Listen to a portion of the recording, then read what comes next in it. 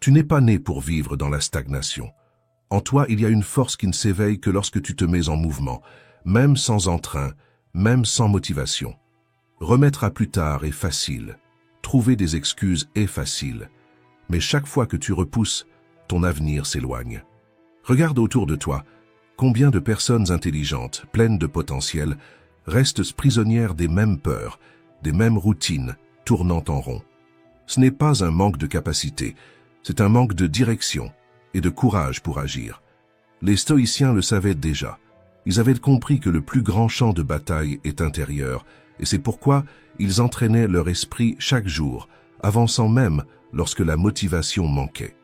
Ils savaient, lorsque tu te vains toi-même, naît la discipline. De la discipline vient la clarté, et de la clarté, le progrès inévitable. Aujourd'hui, je vais te montrer pourquoi te forcer à évoluer peut être le plus grand geste de respect et d'amour-propre que tu aies jamais accompli. Si tu appliques ce que tu vas apprendre ici, tu arrêteras d'attendre la motivation et tu commenceras à faire confiance à la force de ton propre engagement. Et ta première action commence maintenant. Écris dans les commentaires. Aujourd'hui, je m'engage envers moi-même. Si tu as l'habitude de procrastiner, c'est le moment de changer le scénario. Parce que lorsque tu écris, tu rends réel. Et lorsque tu déclares, tu prends position. Le changement commence ainsi, par un geste simple, mais chargé d'intention. Avant la première leçon, je te demande seulement 2 choses. Aime la vidéo et abonne-toi à la chaîne. Commençons. 1. Fais taire la voix qui sabote tes pas. Tu as déjà ressenti ça. Tu te réveilles avec des plans, du focus, même de la motivation. Mais il suffit des premiers obstacles pour qu'elle apparaisse. Une voix subtile, presque douce, qui dit « C'est déjà bien. Tu en as déjà fait assez. Repose-toi, demain tu reprendras de plus belle. » Cette voix semble vouloir te protéger, mais en réalité, elle est en train de te saboter. Parce que le problème, ce n'est pas de faire un peu moins un jour. C'est de répéter ce « moins » jusqu'à ce qu'il devienne ta norme.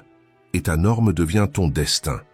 Ralph Waldo Emerson a écrit « Ce que tu fais parle si fort que je n'entends pas ce que tu dis. » Et cette phrase est un coup de lucidité.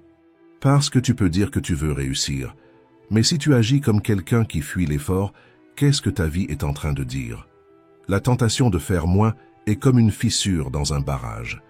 Elle commence de façon invisible, mais si tu n'y prêtes pas attention, elle finit par tout briser de l'intérieur.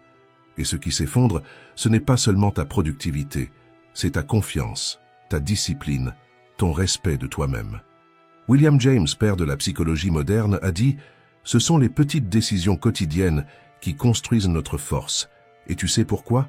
Parce que chaque décision devient une brique de force ou une brique de faiblesse. Lorsque tu choisis de ne faire que le strict minimum, tu n'es pas seulement en train d'économiser ton énergie, tu es en train de dire à ton esprit qu'abandonner est acceptable. Et l'esprit apprend vite. Tu as sûrement déjà entendu ceci. Quand le corps pense avoir atteint sa limite, il lui reste encore 30% d'énergie.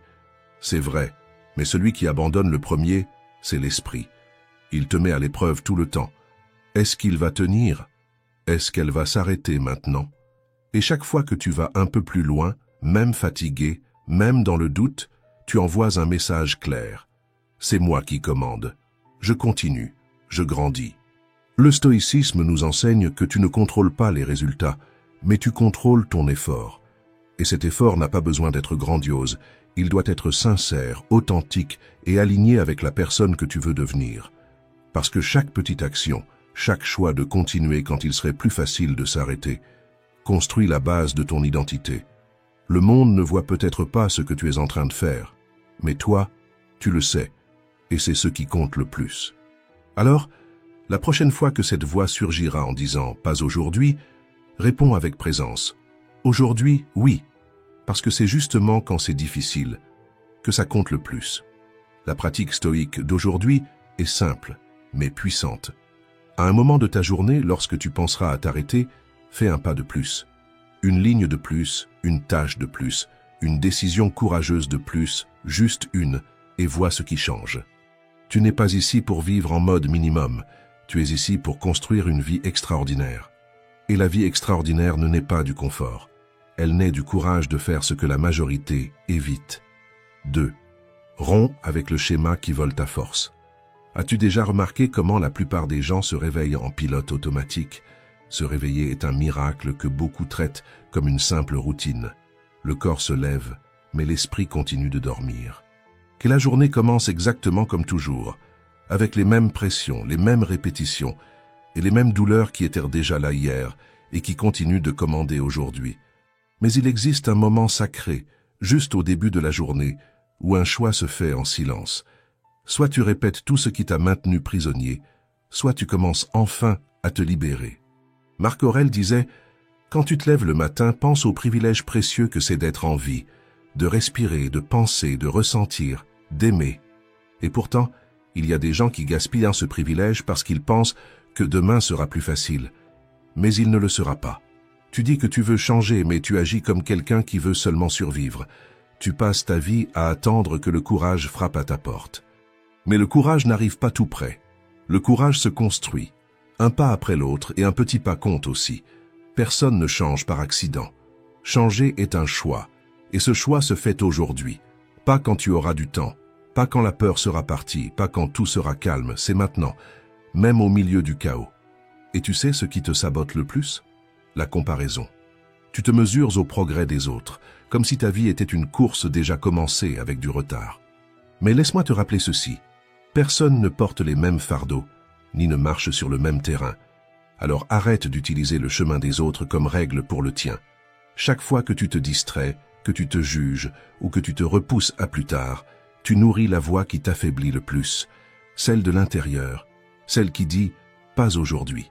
Tu n'y arriveras pas. Tu n'es pas comme les autres. Cette voix ne disparaîtra pas par magie. Mais elle s'affaiblit chaque fois que tu agis, même avec peur, même lentement, et même de façon imparfaite.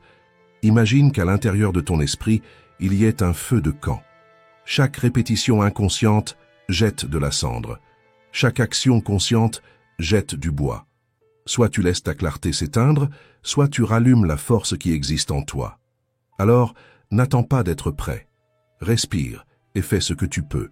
Lis une page, change une habitude, marche 5 minutes, dis un non nécessaire. Ce n'est pas pour le résultat, c'est pour le message que tu t'envoies à toi-même. Aujourd'hui, je n'ai pas répété mon schéma. Aujourd'hui, j'ai choisi de grandir. Et si tu as l'impression d'avoir échoué jusqu'à présent, écoute ceci. Ce qui change ta vie, ce n'est pas ce que tu as raté hier, c'est le choix que tu fais maintenant. Alors écris ici dans les commentaires « Aujourd'hui, je grandis, même avec peur ». Cette phrase ne va pas tout transformer en un éclair, mais elle peut être ta première bûche dans le feu. Et tout feu commence ainsi, par un geste, une étincelle, un acte de courage. 3. Avant tout, apprenez à prendre soin de vous. Si vous aviez une voiture de luxe, rare, précieuse, irremplaçable, mettriez-vous n'importe quel carburant dedans? Ignoreriez-vous les signaux d'alerte?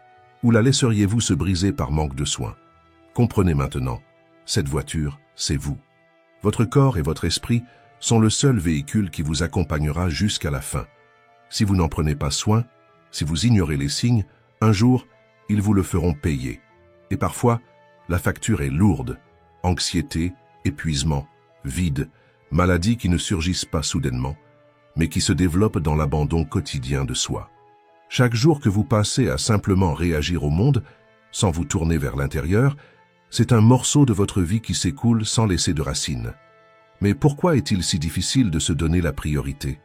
Parce que vous avez appris que prendre soin de soi est de l'égoïsme, que s'arrêter est une faiblesse, que le temps pour soi est un luxe, mais ce n'en est pas un. C'est une nécessité, c'est une question de survie, c'est de la sagesse. Prendre soin de vous-même, ce n'est pas aller au spa ni dépenser de l'argent, c'est vous écouter, vous respecter et vous dire « je compte ». Les stoïciens le savaient. Sénèque disait « Pendant que nous perdons notre temps à hésiter et à remettre à plus tard, la vie passe. Et la vérité est là. Vous êtes pressé pour tout, sauf pour vous-même. Mais lorsque vous vous arrêtez 5 minutes, juste pour respirer profondément, vous changez le rythme de votre esprit. Lorsque vous marchez, même sans destination, vous réactivez la connexion avec votre corps. Lorsque vous lisez quelque chose qui vous élève, vous nourrissez votre âme avec ce que le monde ne vous offre pas. Ces petites pratiques ne sont pas un luxe. Elles sont la base et le carburant d'une vie meilleure. Aujourd'hui, choisissez un moment rien que pour vous. 5 minutes de présence, sans culpabilité, sans précipitation. Peu importe la forme. Ce qui compte, c'est de vous rappeler que vous méritez aussi votre temps. Laissez dans les commentaires cet engagement. Écrivez « Aujourd'hui, je prends soin de moi ».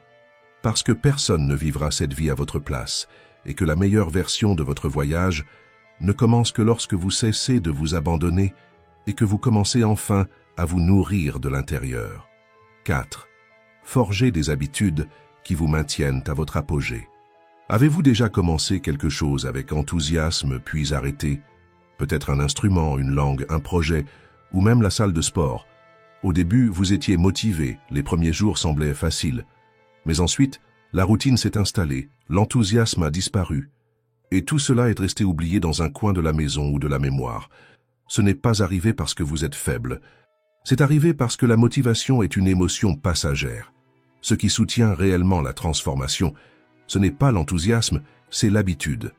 Socrate disait « Le secret du changement, c'est de concentrer son énergie sur la construction du nouveau et non sur la lutte contre l'ancien. » Et construire le nouveau exige de la pratique, de la répétition et de la patience. C'est comme sculpter une statue.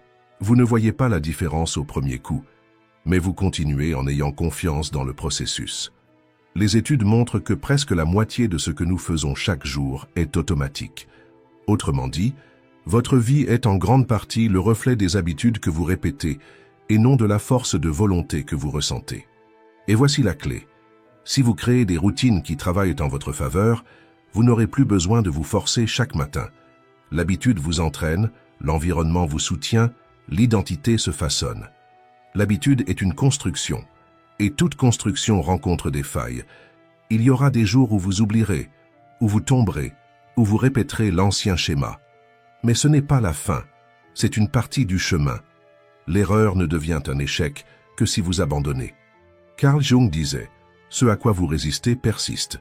Ce que vous acceptez se transforme. » Acceptez que le progrès soit irrégulier, mais même irrégulier, il est réel. Et vous savez ce qui aide beaucoup? L'environnement. James Clear écrivait « L'environnement est l'architecte invisible du comportement. » Vous voulez lire davantage? Laissez le livre sur la table. Vous voulez mieux vous alimenter? Achetez de bons aliments avant que la faim n'arrive. Vous voulez vous entraîner? Laissez vos vêtements de sport bien en vue. Ces détails paraissent petits, mais ce sont eux qui construisent toute une vie. Pensez-y.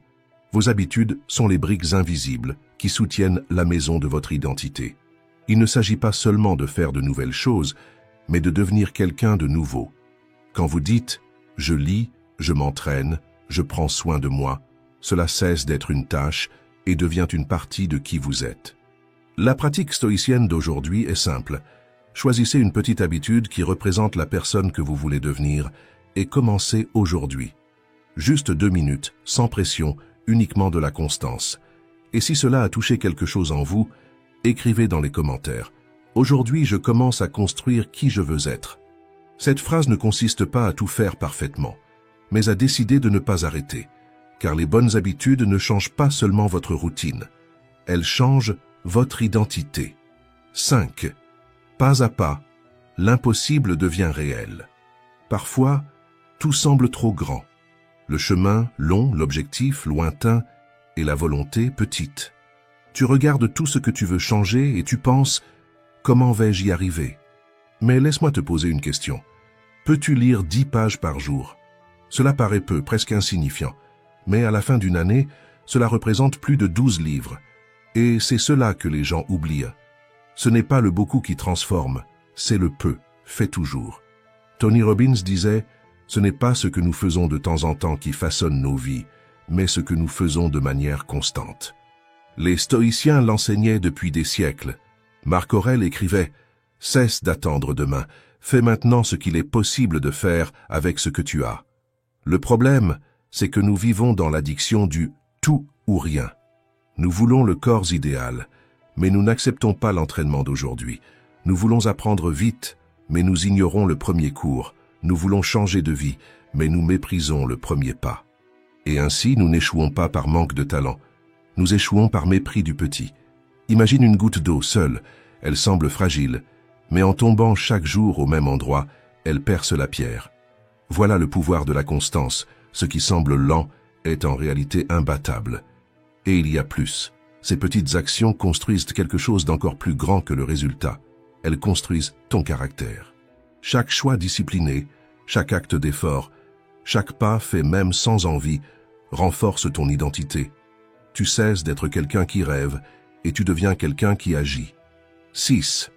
Ayez la force d'affronter ce qui vous met à l'épreuve. Avez-vous déjà été face à une opportunité incroyable, mais votre corps tremblait, votre esprit doutait, et tout en vous ne voulait qu'une chose, fuir. C'est cela, l'inconfort. Et il apparaît précisément lorsque la vie est sur le point de vous pousser vers le niveau suivant. Vous n'êtes pas brisé parce que vous ressentez de la peur, vous êtes en train de grandir. Les neurosciences montrent que c'est exactement dans ces moments-là que votre cerveau active les zones liées à l'apprentissage, à la prise de décision et à l'autocontrôle. Autrement dit, l'inconfort n'est pas un ennemi, c'est le signe que vous évoluez. Joseph Campbell disait « La caverne que vous craignez d'entrer renferme le trésor que vous recherchez. Ce trésor peut être le courage que vous n'avez jamais utilisé, la voie que vous avez toujours cachée, ou la vie que vous avez toujours voulu, mais qui ne peut être atteinte qu'en traversant la peur. La vérité, c'est que croissance et confort ne vont pas ensemble. L'inconfort n'apparaît pas pour vous punir, mais pour vous entraîner. Mais comment savoir si cet inconfort est le signe d'une évolution ou d'un désalignement? Demandez-vous, ce que je ressens, est-ce la peur de la nouveauté ou bien l'intuition qui me dit que ce chemin n'est pas le mien? Si c'est la peur, avancez. Si c'est un manque de vérité, changez de direction. Mais ne fuyez pas simplement parce que cela fait mal. Le stoïcisme nous enseigne que ce qui se trouve sur le chemin devient le chemin. Marc Aurèle a écrit cela non pas comme une poésie, mais comme une pratique de vie. Les obstacles ne sont pas là par hasard. Ils sont là parce que vous devez les traverser pour devenir celui que vous n'êtes pas encore. Pensez à un athlète qui s'entraîne dans le froid, avec la douleur, avec la fatigue. Il n'attend pas le confort. Il agit quand même, car il sait que c'est là que la force se construit. Et dans votre vie, ce n'est pas différent. Chaque fois que vous affrontez l'inconfort en pleine conscience, quelque chose en vous s'élargit. Alors aujourd'hui, entraînez-vous. N'attendez pas d'être confiant pour agir. N'attendez pas que la peur disparaisse pour bouger. Faites un pas même avec le cœur qui bat à toute vitesse. Dites ce qui doit être dit, même avec la voix tremblante. Entrez dans la caverne, même avec la peur, car c'est là que se trouve votre or. Et si cette leçon vous a touché, écrivez dans les commentaires. Aujourd'hui, j'affronte l'inconfort avec courage. Parce que c'est précisément là, dans cet endroit inconfortable, que vous cessez de survivre et que vous commencez vraiment à vivre. 7. Soyez qui vous êtes, sans demander la permission à qui que ce soit. Vous avez déjà tout donné, offert le meilleur de vous-même, et au final, le silence. Aucun merci, aucun compliment, aucune reconnaissance. Et alors même en sachant que vous avez fait du bon travail, un doute commence à grandir à l'intérieur. Est-ce que cela en a vraiment valu la peine? Cette sensation est plus courante qu'on ne le croit, et elle naît d'un piège silencieux. La dépendance à l'approbation extérieure. C'est comme construire votre estime de vous sur un terrain instable. Quand quelqu'un vous félicite, tout semble solide, mais quand vient le silence, vous vous écroulez à l'intérieur. Carol Dweck, spécialiste de l'état d'esprit, a découvert que la motivation la plus puissante ne vient pas des applaudissements, mais de la croissance, du dépassement de soi, de l'effort, du sens que vous donnez à ce que vous faites. Et les stoïciens le savaient depuis des siècles. Ils n'agissaient pas pour la reconnaissance, mais pour l'intégrité. Marc Aurèle écrivait pour lui-même, et non pour le public. Il ne cherchait pas les applaudissements, il cherchait la droiture. Vous devez comprendre ceci. Lorsque votre motivation dépend du regard des autres, votre force disparaît dès qu'ils détournent les yeux. Mais lorsqu'elle naît de ce en quoi vous croyez, de ce que vous valorisez, alors elle demeure, même lorsque personne ne regarde. Imaginez un sculpteur. Le monde ne voit que l'œuvre terminée, mais lui connaît la valeur de chaque coup de marteau, chaque tentative, chaque détail imperceptible, car la véritable réalisation ne réside pas dans l'applaudissement final, mais dans l'engagement tout au long du chemin. Vous n'avez pas besoin de tuer votre désir de reconnaissance. C'est humain, mais vous devez cesser d'en être prisonnier. Sinon chaque critique vous abat, chaque compliment vous contrôle, et vous cessez de vivre pour la vérité, et commencez à vivre pour l'approbation. Alors, entraînez-vous ainsi. Chaque fois que vous ressentez le besoin d'être reconnu, demandez-vous, si personne ne voyait cela, est-ce que cela vaudrait quand même la peine? Si la réponse est oui, continuez.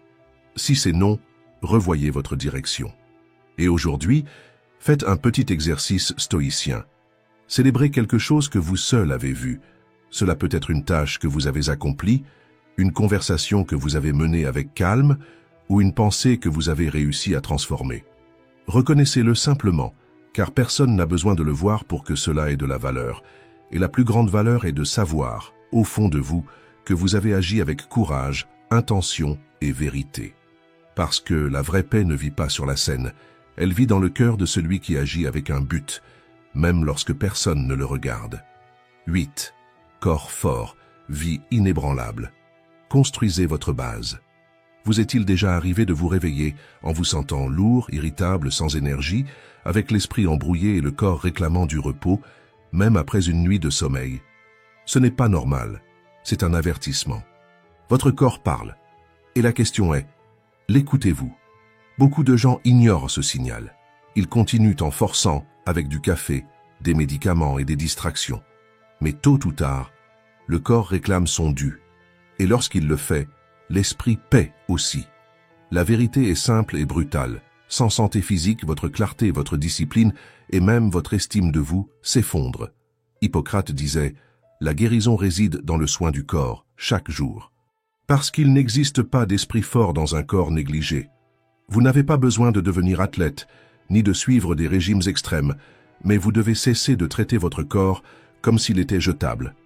Il est la base qui soutient votre énergie, votre concentration, vos décisions. Et lorsque cette base est fragile, tout autour commence à s'écrouler. Nietzsche disait « Les grandes pensées viennent en marchant ». Le mouvement n'active pas seulement le corps, il aère l'esprit, organise les idées, purifie les émotions. Même la colère se dissout lorsque vous respirez profondément en marchant. Même l'anxiété perd de sa force lorsque vous sortez le corps de l'inertie. Votre alimentation est ce qui alimente votre cerveau. Ce que vous mangez détermine votre humeur, votre énergie, votre volonté de vous battre pour vos rêves. Et il n'est pas nécessaire d'être radical. Il suffit de remplacer ce qui vous affaiblit par ce qui vous soutient. Moins d'aliments industriels, plus de nourriture véritable. Moins de précipitation, plus de conscience. Et le sommeil, il ne sert à rien de tout faire correctement pendant la journée si vous sabotez votre nuit. C'est en dormant que le corps se reconstruit, que l'esprit s'aligne, que l'énergie se restaure. Parce que dormir n'est pas une faiblesse, c'est une source de force. Et ce n'est pas seulement une force physique, c'est une clarté émotionnelle, une stabilité mentale et une véritable concentration. Peut-être avez-vous mis cela de côté pendant un certain temps. Mais cela ne vous définit pas. Ce qui vous définit, c'est le choix que vous faites maintenant. Aujourd'hui, recommencez. Buvez plus d'eau, bougez votre corps, ne serait-ce que 10 minutes. Éteignez les écrans un peu avant de dormir et surtout, respectez le corps qui porte tout ce que vous êtes. Si ce message est parvenu jusqu'à vous, écrivez dans les commentaires « Aujourd'hui, je choisis de prendre soin de ma base ». Parce que la santé n'est pas un luxe, c'est un pilier. Et lorsque vous fortifiez le corps, l'esprit remercie et la vie répond. 9. Reconnais la force de ton parcours jusqu'à présent. T'es-tu déjà tellement exigé de toi-même que tu n'as même pas réussi à ressentir de la fierté pour ce que tu venais d'accomplir? Tu as terminé une tâche difficile, surmonté quelque chose qui te bloquait, franchi une étape importante. Mais avant même de respirer, ton esprit était déjà passé au défi suivant? C'est comme courir un marathon, franchir la ligne d'arrivée et continuer à courir comme si rien ne s'était passé. Ce n'est pas de la discipline, c'est de l'auto-négligence. La vérité, c'est que, si tu ne reconnais jamais tes propres efforts, tu finis par croire que tu n'as jamais fait assez. Et ce sentiment constant d'insuffisance vole ta motivation, ton estime de toi et ta paix intérieure. Les neurosciences le prouvent. Lorsque tu célèbres de petites victoires, tu libères de la dopamine, l'hormone de la motivation. Cela crée un cercle vertueux qui renforce l'action, nourrit la confiance et consolide l'habitude de persévérer. Mais ce n'est pas seulement une question de chimie, c'est une question de respect. Respect pour la personne que tu es en train de devenir. Les stoïciens n'attendaient pas de grandes victoires pour reconnaître la valeur. Ils savaient que la véritable transformation se trouve dans le processus, dans l'effort quotidien, dans les obstacles surmontés, dans les petits choix qui, mis bout à bout, construisent une vie pleine de sens. Marc Aurèle disait « Ne gaspille pas ce qui reste de ta vie en suppositions ».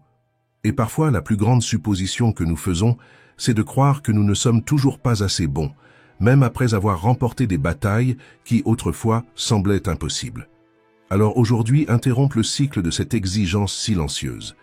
Regarde attentivement tout le chemin que tu as déjà parcouru. Tu n'es plus la même personne qu'il y a 6 mois. Tu ne penses plus comme il y a 1 an. Et même s'il reste encore du chemin à faire, il y a déjà là quelque chose de précieux, tes progrès. Adopte une nouvelle habitude stoïcienne, célébrer en pleine conscience. Qu'il s'agisse d'un engagement que tu as tenu, d'une impulsion que tu as maîtrisée, ou d'une tâche que tu as accomplie, reconnais, respire, remercie et valorise. Se récompenser n'est pas de la vanité, c'est un renfort émotionnel. Cela peut être un café en silence, une pause avec de la musique, un sourire de fierté. Ces petits gestes ont le pouvoir de transformer ta relation avec l'effort. Et si cette leçon t'a rappelé quelque chose que tu es en train de conquérir, écris dans les commentaires « Aujourd'hui, je valorise mes progrès ». Parce que le succès, ce n'est pas seulement l'endroit où tu veux arriver, c'est la façon dont tu choisis de marcher et la personne que tu deviens en chemin. 10. Faites de la discipline le pilier de votre vie. Imaginez ce moment. Vous vous réveillez. C'est votre jour de repos, mais vous savez exactement ce que vous devez faire. Votre corps réclame encore 5 minutes, votre esprit invente des excuses et c'est là, dans le silence entre ce que vous voulez maintenant et ce que vous désirez le plus dans la vie, que naît la discipline. Parce que la discipline, ce n'est pas de la rigidité. C'est une décision, c'est lorsque vous choisissez de grandir, même si personne ne vous regarde, c'est lorsque vous dites « Aujourd'hui, je fais ce qui est nécessaire, pas ce qui est facile ». La procrastination semble toujours inoffensive au début. Elle se déguise en repos, se masque en justification. Mais peu à peu, elle vole votre clarté, affaiblit votre parole et vous fait douter de vous-même. Chaque fois que nous remettons à plus tard une action importante, nous ne perdons pas seulement du temps, nous perdons aussi l'estime de nous-mêmes. La frustration grandit, l'anxiété augmente, la sensation d'être quelqu'un d'inconstant s'installe. Et cela n'arrive pas parce que vous êtes faible. Cela arrive parce que la motivation est passagère, mais la discipline se construit. Jocko Willink, ancien SEAL de la marine des États-Unis, a dit « La discipline, c'est la liberté ». Et c'est vrai. Seul est libre celui qui parvient à faire ce qu'il doit, même lorsqu'il n'en a pas envie. Seul est libre celui qui ne cède pas à chaque excuse, à chaque distraction, à chaque impulsion. Les stoïciens le savaient. Marc Aurèle écrivait pour lui-même chaque jour, entraînant la vertu comme on entraîne le corps. Épictète, même esclave, maîtrisait la seule chose que personne ne pouvait lui enlever, son esprit. Sénèque, même exilé, faisait de sa pensée sa forteresse. Il n'attendait pas les conditions parfaites pour agir. Il créait la force dans les conditions qu'ils avaient. Et vous aussi, vous le pouvez. La discipline est le pont entre qui vous êtes et qui vous voulez devenir. C'est elle qui vous sort du cycle des tentatives pour vous placer sur le chemin de la construction. Aujourd'hui, au lieu d'attendre d'être motivé, commencez simplement, choisissez une petite action et accomplissez-la. Pas pour plaire à qui que ce soit, pas pour paraître fort, mais pour vous prouver à vous-même que vous pouvez avoir confiance en vous. 11. Grandis pour que ta vie puisse déborder. As-tu déjà ressenti de la culpabilité pour avoir choisi de te prioriser? As-tu déjà eu l'impression qu'en prenant soin de ta propre croissance, tu étais égoïste? Cela arrive parce qu'on nous a appris à croire que se donner aux autres est noble, mais que prendre soin de soi est de la vanité. Pourtant, c'est un mensonge dangereux car personne ne peut offrir ce qu'il n'a pas. Pense à l'instruction de sécurité dans un avion. Mets ton masque à oxygène avant d'aider les autres. Ce n'est pas de l'égoïsme, c'est de la survie, c'est de la clarté. Tu ne peux soutenir les autres que lorsque tu es solide, tu ne peux offrir un refuge que lorsque tu n'es pas en morceaux. Platon disait « La meilleure chose que nous puissions faire pour ceux que nous aimons, c'est de grandir en tant qu'êtres humains. Et c'est vrai. Un esprit fort évite les conflits inutiles. Un cœur mûr sait accueillir sans s'effacer. Une personne en évolution n'exige pas la perfection des autres, car elle a appris à avoir de la compassion pour elle-même. Mais pourquoi ressentons-nous encore de la culpabilité en grandissant? Parce que nous confondons présence et sacrifice. Nous pensons qu'aimer, c'est se vider, alors qu'en réalité, c'est se nourrir d'abord pour ensuite déborder. Brené Brown affirme « Nous ne pouvons pas offrir aux autres ce que nous n'avons pas cultivé en nous-mêmes. Si tu ne cultives pas la paix, tu répandras de la tension. Si tu ne prends pas soin de ton énergie, tu n'offriras que de la fatigue. Si tu ne prends pas soin de tes émotions, tu blesseras sans le vouloir ceux que tu aimes le plus. Grandir est le plus beau cadeau que tu puisses offrir au monde, parce que lorsque tu changes, tout autour de toi change aussi. Pense à une mère qui a appris à respirer profondément avant de crier, à un leader qui a commencé à écouter vraiment avant de réagir, à un fils qui a choisi de pardonner au lieu de répéter le même schéma. Ces petites révolutions intérieures ont des effets immenses sur les relations. Tout être humain qui choisit de grandir devient exactement cela, une lumière qui guide par l'exemple et non par le discours. Alors aujourd'hui, pratique ceci. Prends soin de ton esprit avec intention, cultive ce que tu veux voir dans le monde, renforce ton intérieur, non comme une fuite, mais comme une fondation. Et écris dans les commentaires. Aujourd'hui, je grandis pour pouvoir déborder. Parce que le monde n'a pas besoin que tu t'annules, il a besoin que tu t'épanouisses et que tu partages ta force avec ceux qui apprennent encore à se relever. Si cette vidéo t'a aidé à voir la vie sous un nouvel angle, laisse un like, partage-la et abonne-toi à la chaîne. Merci d'avoir regardé.